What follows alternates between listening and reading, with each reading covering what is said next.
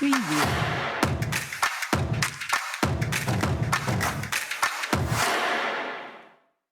Bienvenidos un día más a Tech Talk by Skiller Academy. Hoy vamos a hablar de seguros y de todo el ecosistema digital con tres profesionales de la élite. Tenemos por un lado a Verónica, bienvenida. ¿Qué tal? Muchas gracias. A Enrique de Qmedia, bienvenido. Placer. Muchísimas gracias. Y a Jordi Sabat de Delivery Media, bienvenido. Encantado. Me gustaría brevemente que os presentarais. Verónica, estás en el área de marketing de Europe Assistant. ¿Cuál es tu rol exactamente dentro de Europe Assistant? Bueno, pues estoy liderando todo lo que es el área de marketing digital, enfocado ahora mismo en el B2C. Y bueno, pues llevo también campañas tanto de B2B también, B2B2B, vale, perdón. B2C, ¿no? B2B2B, sí. Enrique, estás dentro del área de digital e innovación de Qmedia, ¿no? ¿Cuál es tu rol exactamente allí? A ver, mi rol es muy amplio, tanto desde el planteamiento estratégico y definición de planificación para clientes como nuevo negocio, así como su desarrollo de toda el área, selección y desarrollo de toda la parte MarTech y AdTech de la compañía e implementación de tecnologías para nuestros clientes. Fenomenal. Y por último, y no menos importante, a mi buen amigo Jordi Sabat, que es el director ahora general de Delivery Media. Cuéntanos un poco, ¿qué está haciendo Delivery Media? Porque ahora está generando mucho ruido. Sí, la verdad es que, a ver, yo cuando me incorporé, hará un par de meses, iba a un proyecto con una proyección bastante interesante. Lo que pasa es que, bueno, le hemos dado un poco la vuelta y vamos a convertir Delivery en algo mucho más digitalizado. Es decir, es verdad que tenemos una gran cobertura en prensa, pero la idea es trasladar toda esa cobertura también a nivel incremental a la parte digital y hacernos pues un poquito más digitales, ¿no? Porque yo creo que es un poco lo que hablábamos antes de la grabación, que como no tengamos recursos digitales, algo va a ir cojeando. Entonces yo creo que nos pasa tanto a clientes como a agencias, como a medios o networks como la nuestra, y yo creo que estamos en la rampa de salida de un proyecto muy chulo. Verónica, Europe Assistant lleva bastante tiempo ya en todo el tema de seguros y son casi pioneros en esa asistencia de viajes. ¿Cómo ha ido evolucionando todo esto? Porque entiendo que toda la pandemia afectó en cómo lo estamos haciendo. Mucho afectó. Bueno, afectó muchísimo porque bueno, nosotros llevamos desde el año 77 operando en España, con lo cual te puedes imaginar todo el recorrido que llevamos en la asistencia, ¿no? Entonces, claro, uno de nuestros pilares es la asistencia en viaje. Cuando se paró el mundo en la pandemia, pues se paró el moverse, el viajar, y por ende pues el comprar seguros de viaje, con lo cual pues bueno, para nosotros fue un antes y un después en la compañía, en donde nos dimos cuenta que la digitalización tenía que ser básica y empezar pues bueno, pues por cambiar desde la casa internamente, ¿no? Nosotros mismos ese mindset para luego pues eso, darlo a conocer al resto de las personas, esa necesidad de viajar asegurado. Y bueno, pues partimos primero con cambiar una página web que estaba pues un poco obsoleta, en algo que fuera un poquito más, vamos a decir así, más moderno, más amigable, unificando los canales de venta, tanto el B2C como el B2B2C, unificando productos y unificando precios. Y nos hemos concienciado de tener un seguro de viajes después de la pandemia, porque entiendo que mucha gente, y yo lo recuerdo, después de la pandemia decíamos, ostras, a ver si va a haber cualquier problema y no voy a poder hacer el viaje. ¿Ha habido una concienciación tras ese periodo? Ha habido una concienciación mayor, sí. O sea, el español en general, cuando viaja dentro de España, pues no viaja asegurado. Tenemos una seguridad social fuerte y no tiene conciencia. Es verdad que a raíz de la pandemia, pues bueno, había miedo, el miedo nos asegura, pero sí que es verdad que por lo menos cambió un poco ese mindset de las personas. Entonces, bueno, pues tenemos un core de público entre los 45, 55, 60 que viaja asegurado cuando va al extranjero, y ahora parece ser que la gente algo más joven, entre los 30, 40 años, están ya empezando a viajar asegurados. Entonces, bueno, pues eso obviamente es muy beneficioso para nosotros y tenemos que apoderarnos de ese cambio, ¿no? Que algo positivo ha traído la pandemia, ¿no? Yo creo que es esa concienciación, ¿no? Que antes pues no se veía tanto en un usuario. Ahora vamos a hablar con Enrique, que creo que también es vuestra agencia. ¿Estás contenta con tu agencia? Estoy muy contenta con mi agencia. Enrique, de paso. ¿Cuál es vuestro rol dentro de, bueno, con un anunciante como Europa Assistant, en donde esa parte de digitalización ahora es parte estratégica? Vale, nuestro rol es doble. Por un lado, asesoramiento en toda la parte de su ecosistema de medición, data, y luego aprovechar tanto ese ecosistema y esa data que tenemos de ellos como en la selección de acciones y tipologías de medios que nos permita trabajar en la parte de consideración y por tanto de atracción de ese cliente que cada vez, como dice, está fijando más la necesidad de utilizar un seguro de viajes cuando se desplaza sobre todo al extranjero, porque como bien ha dicho, dentro de España la conciencia o la necesidad, la sensación de necesidad que tenemos de acudir a un seguro es nula, puesto que el servicio te lo van a dar en Valencia exactamente igual que en Madrid o en Barcelona exactamente igual que en Salamanca. Pero sí es cierto que a pesar de que se observa una ligera mayor concienciación, es necesario seguir trabajando en notoriedad, en promover ese interés sobre la oferta de seguros, y para ello hay que aplicar estrategias muy diferenciadas de lo que es puro performance. Trabajar en un brand performance o en un brand awareness. ¿Qué sería un brand performance? Porque hablamos mucho de performance, ¿qué sería un brand performance? A ver, te debería decir, si soy ortodoxo, que es una nueva metodología que se basa en construir marca a través de la captación de clientes.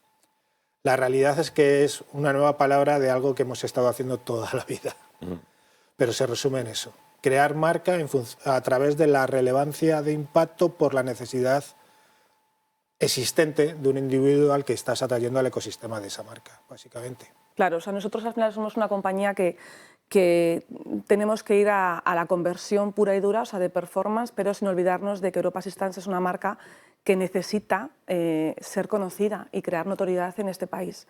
Entonces, bueno, pues con nuestras campañas digitales y con la ayuda de Enrique y su equipo, lo que trabajamos es en la parte alta del funnel, obviamente, pues bueno, trabajando display, trabajando redes sociales, en una estrategia más, por decir así, más pool, pero sí que es verdad que tenemos que darle mucho fogonazo en la que es la parte del middle y bottom of the funnel, que es ahí donde realmente pues, provocar ese interés y esa consideración por parte de mi usuario para que al final convierta, que al final se convierta en esa conversión en una venta, pues, dicho de esa forma, incluso con campañas después cerrando un poco el círculo de retargeting, ¿no? Sí, y es interesante. Siempre ha habido debate dentro de nuestro sector que es mejor trabajar en brand awareness o trabajar en performance.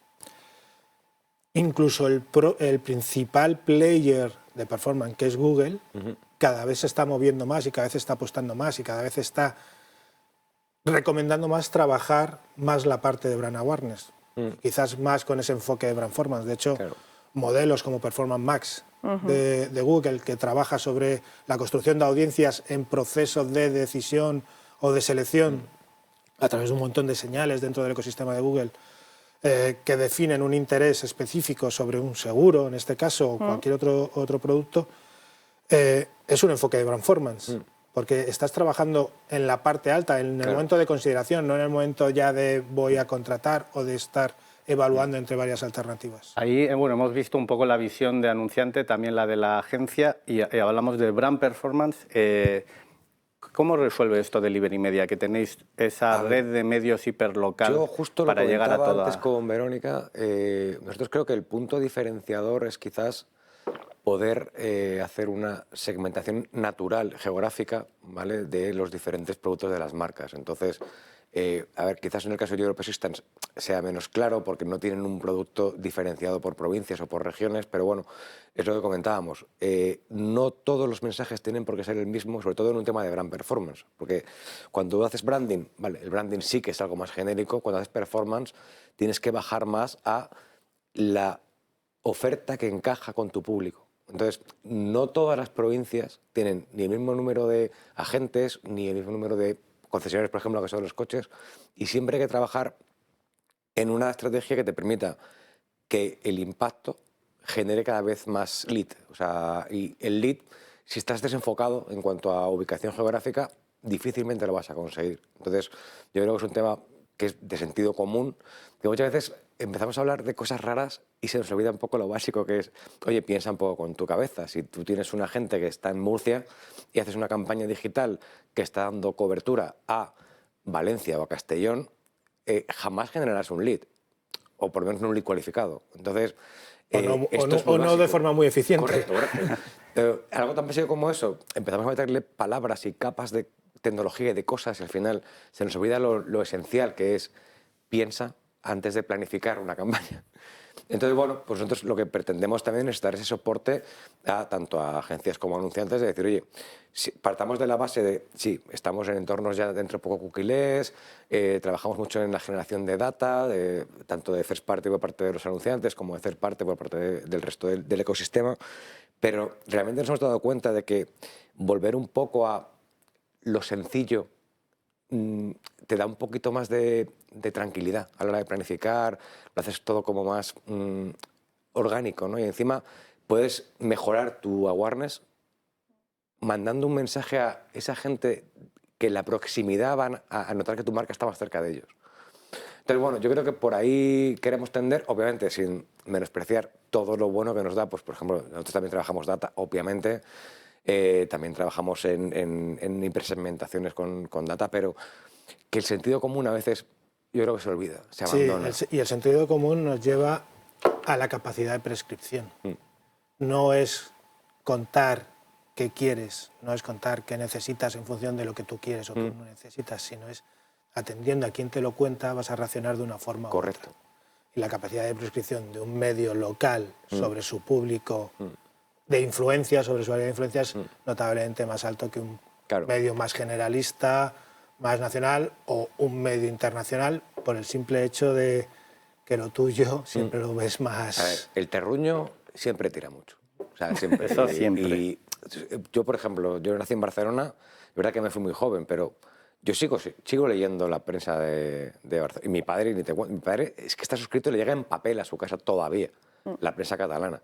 Es verdad que, bueno, los tiempos cambian y pues vas evolucionando y ¿para qué te vas a comprar un periódico en papel a 600 kilómetros pudiendo a lo mejor entrar en la web o registrarte o lo que sea? Pero sí que es verdad que hay una serie de soportes que tienen unas raíces históricas muy grandes y que además siguen captando a las nuevas generaciones. Es decir, ya no es una cuestión solo del chaval de 20 años, que es verdad que difícilmente va a entrar en un soporte, pero no ahora, pero en X tiempo, sí, porque al final se va a dar cuenta de que hay informaciones... Incluso ahora, porque parte de mi trabajo, como bien sabes, es sacar investigar rankings y analizar el comportamiento de consumo digital de cualquier público objetivo al que nuestros clientes se quieren dirigir.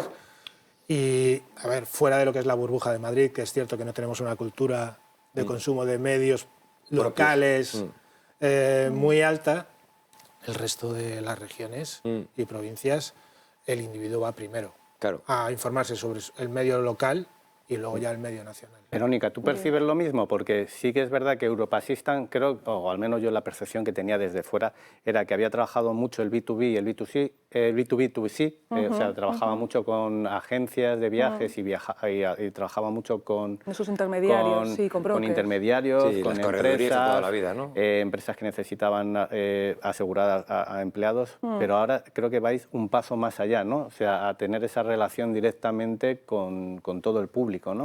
Claro, efectivamente. Sí, o sea, aquí para mí la segmentación es lo más importante, es clave. Claro, o sea, en el B2C es un poquito más complicado por lo que hablábamos antes, ¿no? O sea, apremia tener un buen CRM, estamos en ello, pero sí que es verdad que sí, porque bueno, hasta ahora las campañas estaban más dirigidas, estábamos más enfocados en el negocio B2B y B2B2C. A raíz de la pandemia queremos hacer crecer este B2C, por decirlo así, más que nada porque nos damos cuenta que el direct to consumer es realmente lo que hace relevante que en épocas de crisis pues los negocios subsistan, ¿no? Teniendo esa información de primera mano de nuestros consumidores, que al final es a los que nos queremos dirigir, y para eso pues, necesitamos segmentar muy bien nuestras campañas. O sea, es imprescindible saber realmente quién es mi cliente ideal, quién es ese buyer persona al que me voy a dirigir para pues, enfocar muy bien el contenido. Para eso nos ayudan las agencias y luego obviamente también pues, esos mensajes, ¿no? Enrique, ¿ayudáis desde la agencia? Creo que sí, al menos. Sí. O sea, ¿cómo estáis empujando esta? Parece claro que ese first party data es una parte imprescindible. Va a haber dos partes, una la tecnológica. ¿Cómo empujáis o cómo sabéis? El planteamiento se basa tanto en first party data como en third party data. En first party data quizás no tanto por el momento a día de hoy, por dos motivos principales. El primero es porque el uso de Third Party Data nos está dando muy buenos resultados. Y el segundo porque la parte de First Party Data que tienen, debido al volumen de visitantes y de clientes, todavía sigue siendo baja como para poder sacarle el máximo valor a esa utilización, que la utilizamos básicamente a nivel de campañas de retargeting. Claro. Lanzando ofertas o lanzando una comunicación específica en función del interés, tanto por producto como en el momento dentro del funnel de ese individuo. Pero centrándome en la parte de Third Party Data, que como digo en estos momentos sigue siendo bastante más importante, utilizamos dos caminos que también nos permite trabajar de forma diferenciada dentro del funnel de conversión de un cliente, tanto de la parte del upper funnel como del middle funnel. En el upper funnel trasladamos el conocimiento de ese seguro utilizando un proveedor de data que tiene un DMP que permite determinar qué individuo va a salir de viaje, a qué destino, con qué fecha, cómo va a ir, si va a ir en avión, si va a ir en tren, dónde se va a alojar. Tiene una capacidad de data determinista brutal y entonces en función de ese comportamiento le lanzamos un mensaje u otro y tiene muy buenos resultados. Muy buenos resultados. Estamos muy contentos, la verdad. Y luego la parte más de middle funnel, con el comportamiento tanto de búsqueda como el que os comentaba antes con Performance Max, que es el DMP, o se basa en la data que tiene Google para determinar en función de una serie de señales y comportamientos el interés potencial de un individuo para una oferta. ¿Y cuál es tu percepción con los algoritmos? Porque se habla mucho de creación de algoritmos que utilicen toda esa data. ¿Realmente están funcionando? A ver, los algoritmos no son más que reglas. Si pasa esto, tienes que hacer esto. Entonces, como tal regla, funciona. Pero para que los algoritmos, y aquí voy a entrar un poquito... El aprendizaje. Sí, no es solo el aprendizaje es paciencia. O bueno, el aprendizaje se puede conseguir a través de mete mucho dinero y vas a tener muchos datos de forma rápida, y eso en nuestro sector y en nuestro país cuesta. Complicado. Las marcas de momento no estamos ahí. Quieren meter mucho dinero. O ten paciencia, dedica tiempo y tendrás muchos datos. Eso también en nuestro sector y en nuestro país tampoco estamos muy duchos. El problema luego de la paciencia es también la alta variabilidad de esos datos.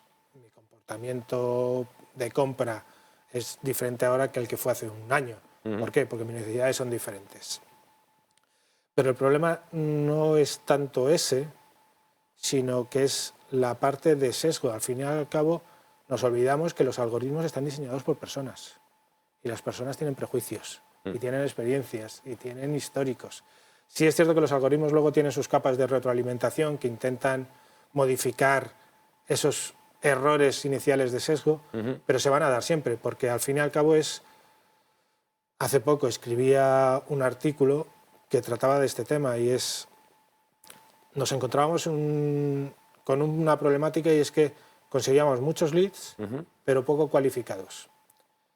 ¿Por qué? Porque al final esa activación de ese algoritmo, o basada en ese algoritmo, lo que buscaba dentro de las señales era un individuo que esté interesado en esto, en esto y en esto, y que haga esto. ¿Quién es el individuo que hace esto? Pues un individuo que, por ejemplo, está trabajando en una red de afiliación, o para una red de afiliación, que genera leads de forma automática, con lo cual es una señal muy clara de que ese individuo va a terminar rellenando un lead. Si partes de aquí, al final vas construyendo una bola de nieve partiendo de un error que al final hace ineficiente. Es verdad que luego vas corrigiendo, como digo, y vas mejorando, pero corres ese riesgo. Tanto el sesgo como el punto de partida que te obliga a ese sesgo puede generar que provoques una ineficiencia en la activación de algo que en teoría es fundamental, porque es que todo se basa en algoritmos, todo. Jordi, vosotros también estáis en Delivery Media poniendo mucho foco en toda la parte tecnológica, no solo en esta de algoritmos para ser más eficientes, como también en formatos, ¿no? Y conectar todo, toda la segmentación con formatos como Connected TV, que es algo muy, muy solicitado. Nosotros lo que estamos intentando es también lo que decía Enrique. A ver, es que la tecnología está muy bien siempre y cuando la sepas usar correctamente. Entonces, yo siempre, tú me conoces hace años, yo sabes que he montado un par de empresas de AdTech, o sea, 100% tecnología, y muchas veces me cuesta todavía a mí pensar qué sería de la planificación de medios sin tecnología en digital. ¿Y sabes lo que pienso? Que por muchas capas que le pongas, algoritmos, etcétera, nunca vas a llegar a un 100% de tu target, ni vas a darle eficiencia a cada euro, o sea, tu ROI nunca va a ser perfecto, porque creo que no pensamos. O sea, hay muchos errores humanos en la cadena. Y perdona que me salga del tema, sé que querías que diera caña a mi empresa, pero es que me he quedado con lo de Enrique ahí rumiando. No, yo no quiero que des caña a tu empresa. A ver, el tema es, yo creo que partimos, como dice Enrique, de bases muy erróneas a la hora de generar las herramientas. Entonces, cuando partes de una base errónea a la hora de generar tus herramientas, normalmente el resultado va a ser malo, normalmente. Y le cuesta mucho a la gente dar un paso atrás o dos y decir, voy a coger perspectiva acerca de para qué quiero este algoritmo y voy a utilizar el algoritmo para su fin. Pero muchas veces es que el algoritmo se convierte en el fin en sí mismo. Entonces, estamos retroalimentando un ecosistema que le vamos poniendo capas, capas, capas, capas, y al final nos perdemos. Entre tantas capas de tecnología nos perdemos. Y perdemos un poco el objetivo. El objetivo de esto es vender. Oh. Vender seguros, vender Coca-Colas, vender lo que sea, vender. Entonces, estamos dándole tanta pátina de tecnología que al final los anunciantes gastan más en todas esas capas de tecnología que en el soporte, Sí, que en el medio. Yo llevo años bromeando con la frase de al final vamos a pagar tanto por tecnología que no vamos a tener para publicidad. No vamos a tener. O sea, es así. No, y además, ahora lo comentaremos también con Verónica, era algo que hablábamos antes. Yo estoy viendo muchos casos donde en tecnología se ha invertido mucho, pero luego no se ha invertido en el talento que hace falta para manejar esa tecnología, con lo cual ves a alguien que tiene una máquina que puede hacer millones de cosas, pero que no sabe utilizarla o que la utiliza en lo mínimo. O sea, ¿tú percibes lo mismo dentro de la industria? Sí, Que hay ese... Yo lo percibo, vamos, claramente. O sea, al final aquí hay dos grandes patas, ¿no? Por un lado, efectivamente, ese invertir en esa tecnología que hablamos antes es fundamental para que... Yo sigo viéndolo como un aliado en las áreas de marketing, el tema de los algoritmos. O sea, para mí es una ayuda fundamental en poder, por ejemplo, prever los comportamientos del usuario, poder también trabajar esos mensajes de una forma mucho más anteponerme, ¿no? a lo que un usuario quiere o los intereses, para luego pues, centrarme muy bien en esa relación con CRMs que al final te facilitan muchísimo las herramientas, ¿no? Pero también es verdad que si tú no tienes una formación, y que yo creo que apremia, ¿no? Al final los procesos de digitalización en las empresas se están dando de una forma cada vez más rápida. Lo queremos todo, pero para quererlo todo yo creo que también es importante formarse. Y mientras sucede ese cambio, que no sabemos cuándo se dará esa digitalización completa, porque eso nadie lo sabe, creo que es importante esa poder formarse, ¿no? Para poder estar preparado. Y eso es algo que bueno, pues se ve. Yo creo que ellos como agencia lo pueden ver, que son en la contrapartida de los anunciantes. Yo tengo una responsabilidad, yo me estoy formando, yo sigo formándome, haciendo un máster ahora mismo, porque creo que si no, te quedas atrás. Entonces... Y ahí lo que veo también es un poco lo que comentáis, de fondo. Hay una apuesta por tecnología y todo el mundo a veces hasta pierde la cabeza cuando hay una nueva tendencia y no están dentro. Y eso lo hemos visto recientemente con el tema de ChatGPT. ChatGPT saca algo, toma fuerza en el mercado, Microsoft rápidamente reacciona y conecta su buscador, que estaba un poco perdido, en Bing lo conecta a la inteligencia artificial para intentar, y vemos que el CEO de Google pide a Brin y a Larry Page, que llevaban desconectados desde 2019, por favor, échame una mano, porque parece como que hay una nueva tendencia y lo han intentado acelerar tanto porque sacaron una alternativa que era BAR, pero ahora hace poco también vieron que fallaba. Entonces, no sé si era porque le hicieron una pregunta sobre el telescopio Hubble y falló. Entonces ya todo el mundo dice, oh, ala, falla.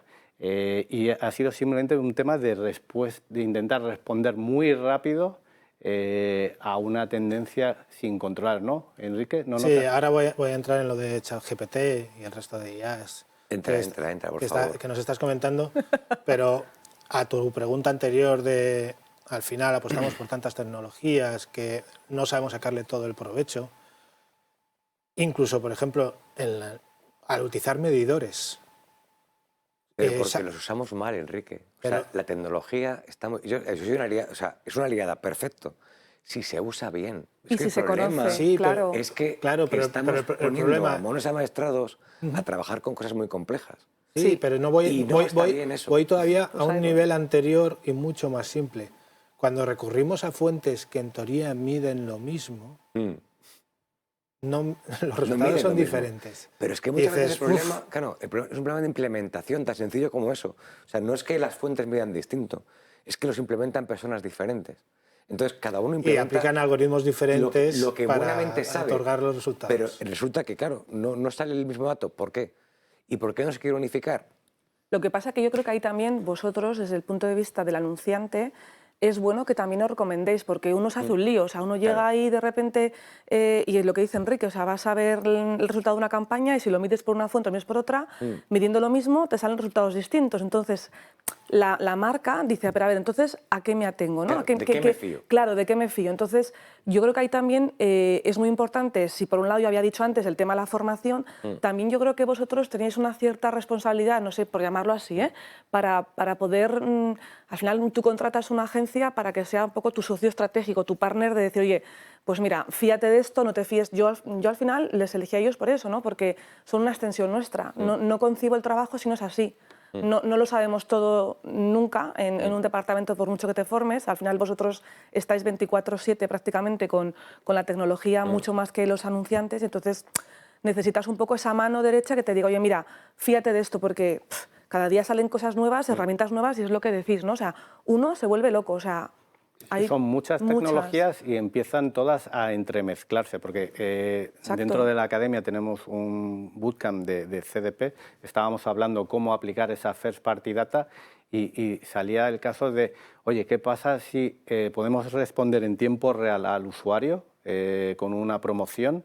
En vez de poner la típica de, como es tu primera compra, un 20%, si le conectamos a algo tipo ChatGPT, en donde le preguntamos a ChatGPT, oye, tengo este usuario, ¿qué sería lo ideal para él? Y empiezas a integrar, pero ¿estamos preparados? O sea, ¿notas, Enrique, que la industria está preparada para ello? A ver, ChatGPT y soluciones de este tipo son todavía bastante novedosas. Sí es cierto que se está haciendo pruebas y cada vez ves más acción-reacción. Google está empezando a implementar soluciones para evitar posicionar contenidos creados por ChatGPT. No porque ChatGPT sea malo, sino porque quieren apostar por su propia tecnología, es una guerra comercial. Pero sí, de hecho, a ver, hay otro problema, no solo fuentes diferentes, no solo la dificultad de utilizar en su máxima medida o su máxima capacidad las tecnologías, sino luego está la parte de tenemos dinero para hacerlo. Porque Ahí poder está. explotar al máximo todas las tecnologías... A ver, es que esa pregunta es porque creo que algo que no se ha hecho hasta ahora es formar en casos de uso, de negocio. O sea, se habla mucho de te enseño a integrar esta tecnología, pero hay que enseñar también... Totalmente de acuerdo. Y yo creo que a un director general le dices, oye, integrando un CDP vas a tener esta información, con esta información vas a poder recuperar, yo que sé, carritos abandonados, y esto va a repercutir que pagas la tecnología en 2 meses y el director general entra, porque ve que hay un... Si tú simplemente le comentas, oye, vamos a invertir en tecnología, claro, al final te has quedado con una parte que es un coste. Claro. A mí el director general lo que me pregunta siempre es, ¿qué ROI voy a tener? Dime el ROI y entonces yo ya veo. No, o en cuánto amortizo esta inversión. ¿No? Es También, decir, claro. Yo, por ejemplo, esto lo puedo activar en mi balance, estupendo, pero como no lo amortice, al final no me sirve para nada. Al final, para unas empresas, o sea, lo que es el marketing, para las empresas es un gasto.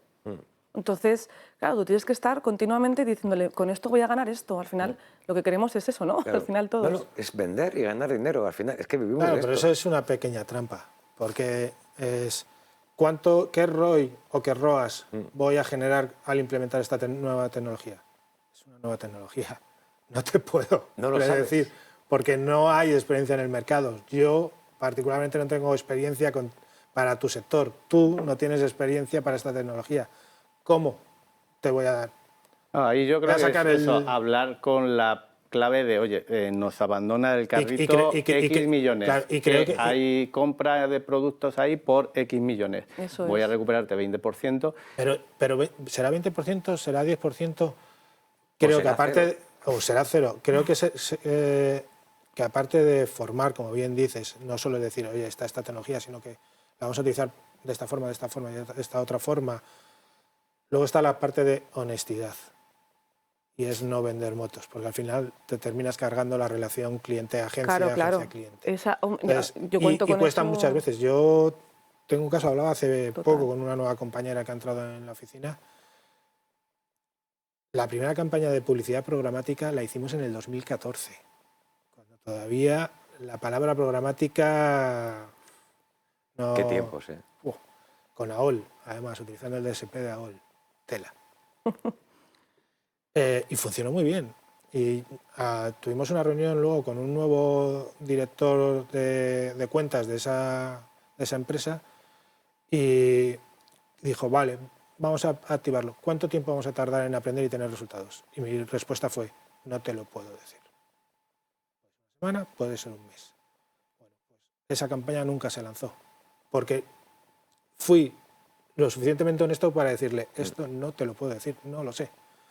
Y sin embargo habíamos tenido una experiencia previa que había sido positiva, pero por, repito, ser honesto, al final ese cliente decidió hacer lo tradicional y no apostar por una nueva solución, cuando obviamente era el camino. Ya, pero eso te honra, porque al final lo que estamos hablando es de que la gente, tú y yo lo hemos hablado en una ocasión, o sea, hay mucha gente que habla sin saber, pero encima, como toda la parafernalia y todo el lenguaje lo tienen controlado porque han estado en 5.000 reuniones, te cuentan en un lenguaje absolutamente ininteligible cosas que no tienen ningún sentido. Entonces, o sea, yo soy como tú, yo sigo formándome. Yo ahora me voy a hacer un máster en Retail Marketing, que está de moda, y tengo lo del CDP pendiente con Juan Antonio. Pero, cuantas más palabrejas usas, o sea, es como, mira, que sé decir CDP y GRP, y en realidad no tienes ni idea de lo que estás hablando. Ni idea. Pero esto también nos damos cuenta los anunciantes, ¿eh? O sea, las marcas, cuando ya tienes un poquito de experiencia, sin saber ser un docto, sabes las agencias quién te va a vender la moto y quién no. De hecho, cuando nosotros elegimos a Acumedia como nuestra agencia de medios, la agencia madre troncal de todo lo que hacemos, estuvimos un año haciendo una licitación, un año buscando agencias, y yo te puedo asegurar que vi a más de 5 en el territorio español y fuera de España, y nos quedamos, de hecho fueron ellos los últimos que nos presentaron, y ves realmente quién te va a vender la moto y quién no. O sea, yo creo que hasta ahí, no sé, en general, yo me pongo en el caso de nosotros como marca, y en Europa Systems ahí yo por lo menos tengo el ojo un poco ya, la piel fina en ese sentido. Sí. Entonces, y al final es una relación a corto plazo, porque es lo que dice Enrique, o sea, te cargas la relación con los clientes, o sea, es que es absurdo. Yo prefiero que él, y él suele ser bastante prudente, es verdad, porque a veces, pues, bueno, lo que le dijo a ese cliente, algunas cosas a mí también me ha dicho en ese sentido. Bueno, yo prefiero eso, que no que te digan y que luego pues al final es una pérdida para todos, ¿no? O llegar a decisiones y luego a todo seguido llamarte diciendo, cuidadito, esto tiene estas implicaciones. Eso, y eso pues se agradece un montón. Igual que falta en este país paciencia y dinero, también falta muchas veces visión a medio y largo plazo. Muchísimo. Entonces, a ver, yo... Lo urgente mata siempre lo importante. Eso es así y eso va a ser siempre así. Vuestra intención en buscar una agencia para tener una relación, para andar el camino. Pero es que eso se lleva poco. O sea, la gente lo que quiere es un resultado corto, y si puede ser este trimestre, mejor que el siguiente, porque el siguiente es saber qué pasa. Bueno, eso también nos pasa a nosotros, ¿eh? Yo internamente también tengo que educar, el departamento de marketing tiene que educar a los clientes internos nuestros, ¿no? Que te dicen... comerciales, o sea, bueno, los propios jefes, ¿no? ¿Cuándo va a estar esto y cuánto va a ser el ROI, insisto, en lo de antes? Sí. Entonces, bueno, pues las cosas no suceden por arte así Sí. de ciencia difusa. Entonces tienes que decir, bueno, pues todo lleva un proceso, todo lleva... Entonces explicar eso es hacer de cada iniciativa un business case Claro. para que, bueno, pues con tiempos, y eso, pues bueno, lleva mucho trabajo interno, pero yo creo que es la única forma, al final dicen, ¿no?, que la información es poder. Si tú vas bien documentado a tus jefes y les dices, mira, cuento con esta agencia, tengo, o sea, y todos los pasos de... para un proyecto, pues creo que eso es fundamental. Y también que la agencia se implique mucho con la marca. O sea, yo, por ejemplo, que antes he estado en el área de proveedor, tienen que ponerse, ellos ya manejan muchas cuentas, entonces al final, pues bueno, cada rato están cambiándose la gorra. Pero es importante que tanto... Por eso acabamos locos todos. Sí, un poco sí, pero que el equipo se implique, porque también se da cuenta uno, ¿no? Cuando yo por eso me cambié de agencia, porque dije, llevábamos no sé cuántos años con una agencia y decía, pero si es que no conocen ni la marca, es que siguen escribiendo mal mi nombre. Yo sé que no es fácil escribir Europa Assistance, es un nombre francés, pero no me pongas Europe con E, que eso es inglés. Entonces, bueno, pues cosas así que tú desde la compañía dices, es que no lo voy a consentir, o sea, no puede ser, ¿no? Sí, y eso nos llevaría al inicio del debate de Eso es. qué es mejor, brand performance, ¿dónde? Tecnología ahí- sí, pero... Y ahí yo entiendo que la urgencia te derive a performance, pero lo importante... Pero ¿no te suena a un quiero todo? Quiero branding y quiero performance, dame todo. Lo queremos Sí, todo. no, pero eso... Ese es el defecto de nacimiento de todo ser humano. Luego Por está la default. virtud de decir hasta aquí. Lo queremos todo, efectivamente. Claro. Y lo queremos ya. Y luego hay un Y de último... hecho, yo siempre, creo que a ti también te lo he contado, siempre a los clientes o a quien me quiere escuchar, les Oye, cuento que te escucha mucha gente. Sí, una anécdota personal, pero que creo que describe muy bien qué es mejor, si branding o performance. Yo tengo un gran amigo y salíamos, pues como todos los chavales, de copas con 17, 18 años. Yo entraba a todas las chicas, yo hacía performance y me iba solo a casa. Él se quedaba en una esquinita y siempre llegaba la chica más guapa o la camarera con una copa y se iba con él. ¿Por qué? Porque él tenía un branding muchísimo mejor que yo. ¿Quién tenía éxito? El branding, no el performance. Es un chascarrillo, pero creo que es muy importante y no apostamos suficiente por eso. O sea, al final la confianza, el conocimiento, la notoriedad, pero sobre todo la confianza en una marca, no es solo en seguros, en automoción, en energía, en todo, es básico. Y en personas. Y en bien personas. dices. O sea, al final, tener una imagen personal notoria te ayuda en la vida. Esto es tan sencillo como eso. Y vamos, a mí me gustaría conocer a tu amigo. Y aparte es que al final termina ahorrándote dinero. Porque al final es el individuo el que va a venir a buscar y va a costar conseguir un cliente muchísimo menos. Bueno, yo siempre lo digo con Coca-Cola. Yo digo, Coca-Cola, gran multinacional, hiperconocido, líder número 1, y sigue haciendo campaña de notoriedad. Y dices, ¿cómo siguen haciendo cuando todo el mundo conoce Coca-Cola y todo el mundo toma Coca-Cola por encima de, por lo menos en España, ¿no?, de Pepsi o de... Y lo siguen haciendo porque tienen que estar ahí. Claro. Entonces, más ejemplo que ese, que una gran marca, grandísima pero ya marca... no hay que irse a marcas. Si es que nuestros abuelos, nuestros tatarabuelos, hay un dicho que el buen paño en el arcón se vende. Al final es la notoriedad de marca, la calidad, la confianza, no necesita mostrarse. Va a ser el cliente que va a venir a ti. Había otro término que también se estaba hablando, creo que lo vi en algún artículo tuyo, que era Web3, X y Z. ¿Qué es esta tendencia? Realmente son dos conceptos diferenciados, lo que pasa que bueno, pueden combinarse, pueden jugar. Por un lado, la parte de extensión de TLD, X y Z, ya llevamos viéndolo desde hace tiempo, que podemos empezar a jugar con extensiones que definan la tipología o el sector en el que se mueve tu marca.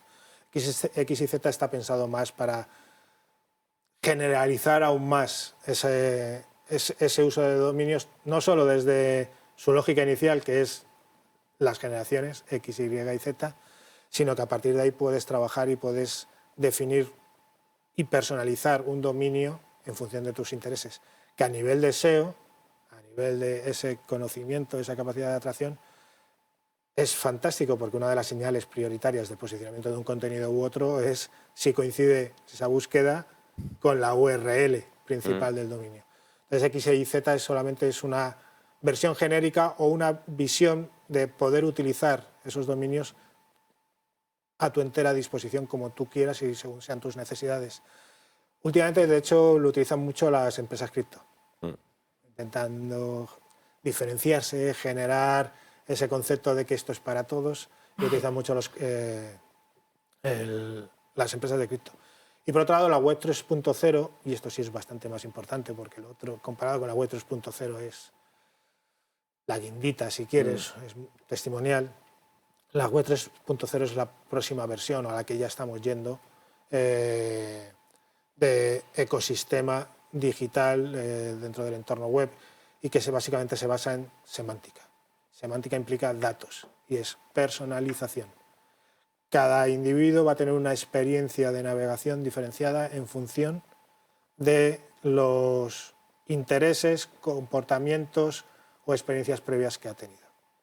Al final si hablábamos de un mensaje para cada individuo, esto va a ser un contenido, una web para cada individuo. Y si encima a esto le sumas, que es así, todo el ecosistema de la tecnología blockchain, la capacidad y la seguridad de la información y de la traslación de esa información va a ser absoluta. Y aquí en blockchain, Jordi puede hablar mucho más. ¿No percibes que ha pasado, y lo notamos, o sea, Google, Microsoft, todos apostando por inteligencia artificial, ChatGPT, en cambio Meta, que apostó por este ecosistema metaverso, llamarlo gafas de realidad virtual, como que se ha quedado, incluso los propios inversores, creo que las acciones de Meta han bajado porque a lo mejor le están diciendo a Mark, oye, a lo mejor debías haber apostado por inteligencia artificial y no metaverso. ¿Que tú percibes lo mismo? ¿Se ha equivocado Meta? Sí, no. A ver, volvemos a lo de siempre y es metaverso. Metaverso llevamos, no sé, 10 años trabajando en metaverso. Los videojuegos son metaverso. Sin hablarlo así. Sims es metaverso. Sí. Total. En Ecumedia ganamos un premio hace, pues allá por el 2012, 2013, de estrategias en Jabo. Es que tú eres muy joven. Sí, seguro que es. O soy muy viejo, mejor dicho, llevo mucho tiempo. Y eso Jabo es un metaverso, era un metaverso. O sea, no es nada nuevo. Y el problema de Zuckerberg, en este caso, es que ha considerado que el uso y la aceptación de un modelo basado en gafas 3D, en gafas Oculus, iba a ser rápido, cuando es mentira. La usabilidad, que los chavales lo utilicen para jugar no significa que lo vayan a utilizar o trasladar a otros aspectos de su vida.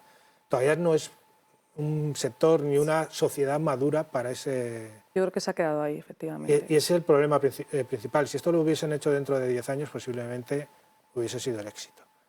Y en cuanto a ChatGPT o tecnologías de inteligencia artificial, el otro día leía que en 2 semanas 100 millones de usuarios. ChatGPT. Él me lo contó a mí en una visita... Sí, no, nosotros en Ecumedia, el otro día en una comida, estaba con la directora creativa, con Ruth, y estábamos los dos enseñando. ¿Has visto DALL-E, que es una inteligencia artificial para crear imágenes? Y ella me enseñaba otra. ¿Y has visto esta tecnología de inteligencia artificial que mezcla 2 vídeos y te los convierte en uno? Espectacular, espectacular. La capacidad asociada a CDP de crear contenidos, la capacidad de utilizarlo para redes sociales. El otro día había un plugin para el SEO. Para Telegram, para poder directamente estar hablando con tus amigos lo que quieras en Telegram. Solo la inteligencia artificial. O sea, ya es alucinante. Es que estamos en el borde de la locura ya. Sí. Yo creo que tampoco hay que tenerle miedo. O sea, no es miedo, es respeto. Respeto, efectivamente. Y yo creo que esa robotización tampoco tiene por qué quitar el trabajo humano. Quizá, al final yo creo que es la capacidad de adaptarse. Fíjate. No opino lo mismo. ¿No? No. Yo creo que es otra forma de trabajar. Si lo sabes hacer bien y lo conoces, que es lo que hablábamos antes, ¿no? A ver, y esto ya es un debate que va más allá de las tecnologías y de nuestro sector. Las revoluciones que hemos vivido hasta ahora, todas las revoluciones industriales que hemos vivido hasta ahora, se enfocaban en sustituir la fuerza del ser humano. Pero es que la fuerza del ser humano, es irrelevante comparada con la de los animales. La actual es sustituir la inteligencia del ser humano. si no tenemos fuerza y no tenemos inteligencia, dices, bueno, pero es que saldrán otros trabajos. Mira, vete a la calle o mira en tu colegio. ¿Todos estabais capacitados para ser ingenieros? No. Por genética, por la capacidad de tus padres para darte una formación u otra, por las circunstancias X que fuesen. Al final, esa élite capacitada para utilizar esas herramientas son pocos de partida, por capacidad, como Venga, genética. creo que esto nos va a dar para otro debate y quiero que me digáis 15 segundos vuestra tendencia que veis para este 2023. ¿Qué tendencia ves, Jordi? Yo, la inteligencia artificial para la creación de contenidos como clave. Enrique. Yo, el uso de data third party de los grandes grupos editoriales para el desarrollo de estrategias de contenidos y publicitarias. Verónica. Pues yo la digitalización en todo el proceso B2C, automatización de un CRM. Pues, esto nos va a dar para otro debate que haremos sobre ChatGPT, entrando mucho más en inteligencia artificial. Pero aquí dejamos hoy nuestro programa de Tech Talk by Skiller Academy. Nos vemos el próximo viernes.